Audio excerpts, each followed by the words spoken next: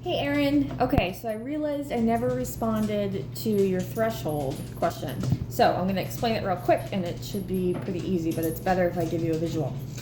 Okay, so here is the world, and the water represents all the distractions and all the triggers of the world. And the trigger is just anything that gets your dog excited or amped up or worked up or nervous. Okay, so here are 3 cups, and these represent different dogs with different personalities. So this biggest cup is probably going to be the most laid back dog who has the highest threshold for anything that could come its way and it can deal with it. Okay, and the smallest cup is probably going to be a really anxious dog or a really highly driven dog or a dog that's easily distracted by the environment. And then this middle sized cup, Mickey cup, is going to be probably a dog somewhere in the middle, driven or distracted, but not overly anxious and relatively confident, but still gets easily worked up in certain situations. So again, here are all the triggers in the environment. So what you have to remember is that triggers build on each other. They're not separate from each other. So let's say a dog is triggered by a new person that it sees. Okay, so maybe a new person represents, excuse the mess, I can't pour. Maybe a new person represents that much water. Okay, makes him a little nervous, but doesn't make him crazy. So we're up to here. And then maybe a new dog is a little bit more nerve-wracking for your dog. So we're going to add a little bit more water. It's going to represent more water. So we'll go here. A little more.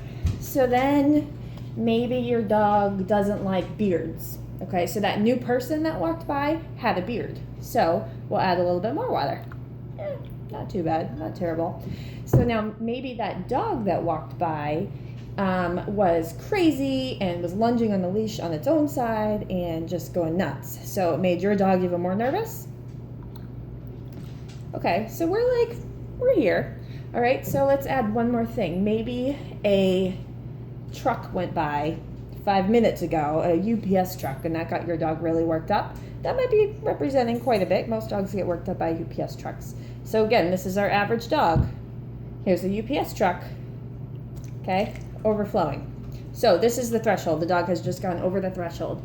And if your dog goes over their threshold in a certain environment or a certain situation or even that day, they can't be, you basically can't behaviorally modify them because they're just too amped up. They can't focus. They might take treats if they're really treat motivated, but they're not